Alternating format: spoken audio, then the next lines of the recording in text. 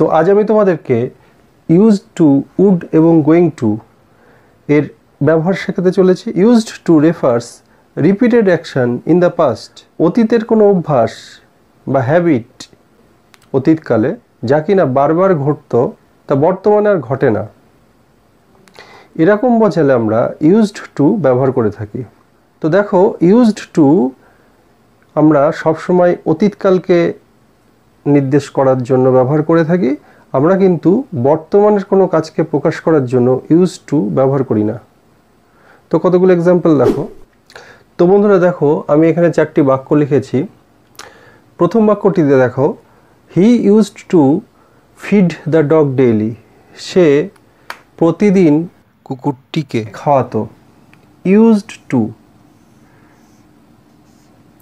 Feed, এই যে use to, এই অংশটির দ্বারা বোঝা যাচ্ছে সে প্রতিদিন কুকুরকে খাওয়াতো, অর্থাৎ এটা তার অতীতের অভ্যাস ছিল, সেটা বোঝাচ্ছে এই বাক্যটির দ্বারা। তো আমাদের মনে রাখতে হবে যে ইউজ টু সবসময় অতীতের অভ্যাসকেই বোঝায়, বর্তমানের কোনো অভ্যাসকে বোঝায় না। দ্বিতীয় বাক্যটিতে দেখো, I use to come here in my childhood. হয়তো আমি অনেকদিন পরে কোনো একটা জায়গায় গিয়েছি, সেখানে গিয়ে বললাম I use to come here in my childhood, অর্থাৎ কিনা আমি শৈশবকালে এখানে আসতাম, অর্থাৎ রেগুলার আসতাম আমি, এরকম বোঝাচ্ছে। ইউজড টু, এখানেও ইউজ টু অতীতের অভ্যাসকে রেফার করছে। এরপরের সেন্টেন্সটিতে দেখো, my father used to go to school regularly, অর্থাৎ এখানে বোঝানো হয়েছে আমার বাবা বিদ্যালয়ে প্রতিদিন যেত। তো এই অতীতের অভ্যাস বোঝানো হয়েছে, এখন কিন্তু তিনি যান না, তিনি এখন বড় হয়ে গিয়েছেন। তো এটা বোঝানোর জন্য আমরা ইউজ টু ব্যবহার করে থাকি। তো ইউজ টুকে আমরা যদি ইন্টারোগেটিভ সেন্টেন্সে ব্যবহার করি বা আমরা যদি প্রশ্নবোধক বাক্যে ব্যবহার করি, তখন দেখো কি হচ্ছে। Did he use to come here, সে কি এখানে আসতো? লক্ষ্য করো, ইউজ টু যেহেতু আমরা ইন্টারোগেটিভ সেন্টেন্সে ব্যবহার করেছি, একটা ডিড অক্সিলারি ভার্ব আমাদের ব্যবহার করতে হয়েছে, সেই কারণে আমাদের ইউজ এই শব্দটি ভার্বের ফার্স্ট ফর্ম হয়েছে এবং এই ডিড ইন্ডিকেট করছে সেই একই অতীতের অভ্যাস, অর্থাৎ একটা প্রশ্ন করা হয়েছে, সে কি এখানে বারবার আসতো অতীতে? তো তোমরা নিশ্চয়ই ইউজ টুর ব্যবহারটা বুঝতে পারলে। এবার চলো আমরা উডের ব্যবহারটা দেখে নিই। তো আজকে দেখো, আমি একটা কম্পারেটিভ আলোচনা করছি উড এবং ইউজ টুর বিষয়ে। নর্মালি লিখিত ভাষাতে খুব একটা ইউজ টুর ব্যবহার হয় না, হতে পারে এক্সেপশনাল একটা দুটো ক্ষেত্রে, কিন্তু আমরা ওই একই কথা উড দিয়ে প্রকাশ করি। তো বন্ধুরা, বোর্ডে দেখো 2টি বাক্য রেখেছি, একটা বাক্যে আমি ইউজ টু ব্যবহার করেছি এবং একটা বাক্যে উড ব্যবহার করেছি। তো বাক্য দুটো একই। একটা বাক্যে লেখা আছে, he use to play football in his childhood. শৈশবকালে তিনি নিয়মিত ফুটবল খেলতেন। He would play football in his childhood, শৈশবকালে তিনি নিয়মিত ফুটবল খেলতেন, দুটোর একই অর্থ। এই প্রথম বাক্যটি আমরা স্পিচে ব্যবহার করে থাকি। তো দ্বিতীয় বাক্যটি আমরা রাইটিংয়ে ব্যবহার করি। মনে রাখবে, যখন আমরা ইউজ টু ব্যবহার করি তখন আমাদের রিপিটেড অ্যাকশন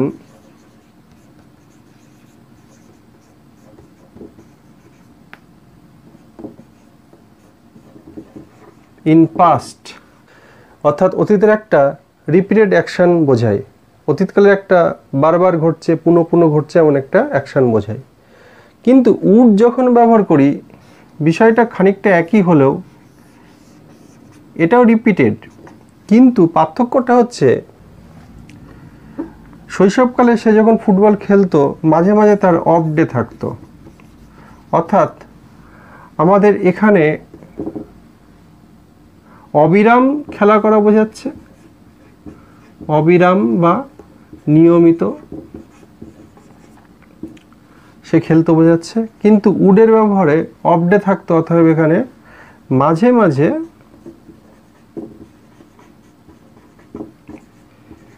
এক বা 2 দিন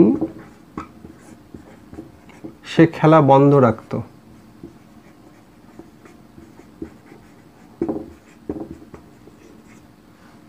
এরকম বোঝাচ্ছে। তো তোমরা নিশ্চয়ই বুঝতে পারলে যে ইউজ টু আর উডের মধ্যে পার্থক্য কী আছে। তো আমরা এইভাবে ইউজ টু এবং উড ব্যবহার করে থাকি। তো চলে আসে এবার গোয়িং টু। আমরা গোয়িং টু কীভাবে ব্যবহার করে থাকি। তো বোর্ডটা দেখো। তো বন্ধুরা এবার দেখো আমি বোর্ডে দুটি বাক্য লিখেছি, he is going to play football tomorrow. আরেকটি হচ্ছে my birthday party is going to be held on 4th March. তো এই দুটি বাক্যের মধ্যে গোয়িং টু আমি ব্যবহার করেছি। প্রথমটা হচ্ছে he is going to play football tomorrow. এই যে টাইম আমি উল্লেখ করেছি টুমরো, এই টুমরো টাইমটাই প্রকাশ করছে যে এই কাজটা ভবিষ্যতে হবে। তো গোয়িং টু সাধারণত ফিউচার টাইমকে রেফার করে থাকে, অর্থাৎ গোয়িং টু দিয়ে আমরা ফিউচার টাইম বা ভবিষ্যৎ সময়কে নির্দেশ করি। তো প্রথম বাক্যে প্রকাশিত হচ্ছে সে আগামীকাল ফুটবল খেলবে, অর্থাৎ সে এখনও খেলেনি। একইভাবে my birthday party is going to be held on 4th March. আমার জন্মদিন আগামী 4th মার্চ অনুষ্ঠিত হবে। তো এখানেও দেখো গোয়িং টু, এটা দিয়ে আমরা ফিউচার টেন্সকে প্রকাশ করছি। তো আমরা এখান থেকে দেখলাম যে গোয়িং টু দিয়ে আমরা কি প্রকাশ করি না ফিউচার টাইম।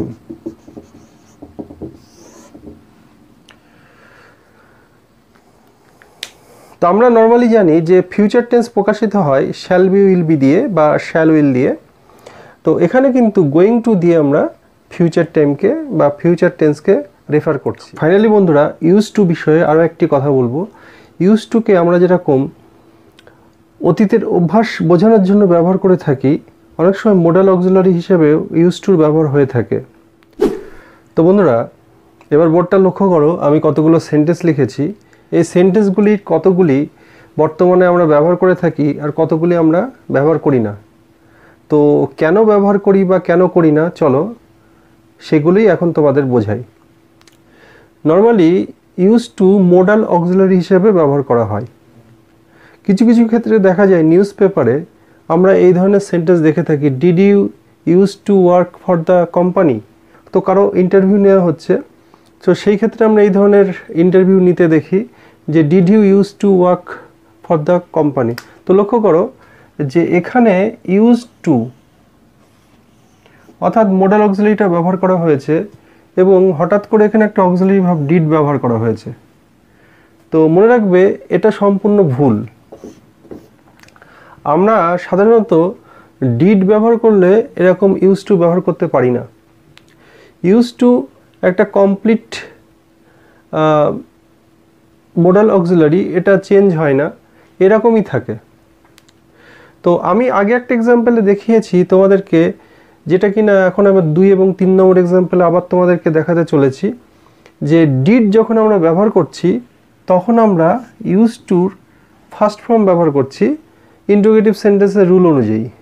তো এই যে দুটো ক্ষেত্র আমি ব্যবহার করেছি, এই দুটো ক্ষেত্রে আমি নর্মালি যেটা করেছি সেটা হচ্ছে এটা কিন্তু ফর্মাল ইউজ, অর্থাৎ আমরা যখন ফর্মালি কথাবার্তা বলি তখন আমরা এটা ব্যবহার করে থাকি। আমরা কখনোই কোনো ক্যাজুয়াল কথাবার্তার ক্ষেত্রে এরকম ব্যবহার করি না। ফর্মাল কোনো কথাবার্তা যখন বড়দের, ফর্মাল বলতে সাধারণত দেখা যায় কি বড়দের সাথে যখন ছোটরা কথা বলছে তখনই ফর্মালি কথাবার্তা বলে থাকে। আর নর্মালি আমরা বন্ধু বান্ধবের সাথে যখন কথা বলে থাকি বা সমবয়সীর সাথে আমরা কথা বলে থাকি তখন আমরা ইনফর্মাল ল্যাঙ্গুয়েজে কথা বলি।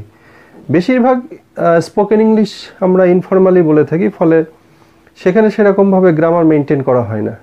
তো ছোটরা যখন বড়দের সাথে কথা বলে তখন কিন্তু এরকম ফর্মালি কথাবার্তা বলে থাকে।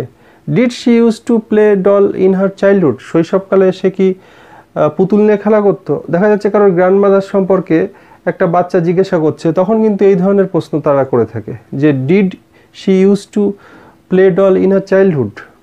এটা ফর্মাল একটা ল্যাঙ্গুয়েজ ও ডিড ব্যবহার করা হয়েছে, সেই কারণে এখানে প্রেজেন্ট ফর্ম ব্যবহার করা হয়েছে। এটা ব্যবহার করা যেতে পারে।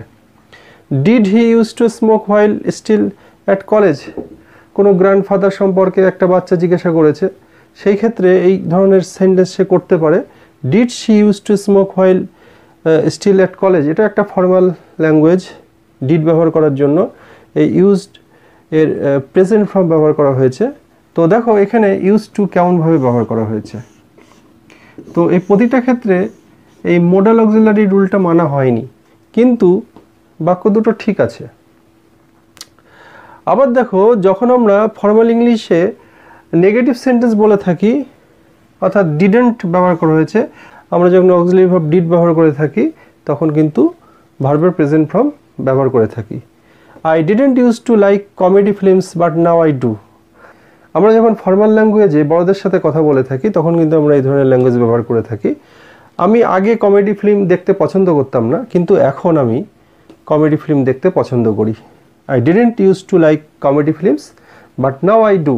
তো দেখো, মোডাল অক্সিলারিতে আমরা কিন্তু এই যে আমি বললাম যে ইউজ টু, তো আমরা আগেও বলেছি যে আমরা কিন্তু স্পোকেন ইংলিশে বেশি ব্যবহার করে থাকি, নতুবা আমরা উড ব্যবহার করে থাকি, আমি আগেই বলেছি।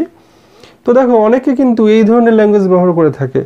এই ডিডেন্টটা না ব্যবহার করে ইউজ টুকে ইনট্যাক্ট রেখে মাঝখানে নেগেটিভ নটকে ইনসার্ট করে দেয়, নটকে মাঝখানে ঢুকিয়ে দেয়। ইউজড এবং টু এর মাঝখানে নটকে প্রবেশ করিয়ে তারা কোনো একটা সেন্টেন্স বলতেই পারে, এটাও কিন্তু সঠিক ইংরেজি। তো এই কটা ইংরেজি সঠিক আছে।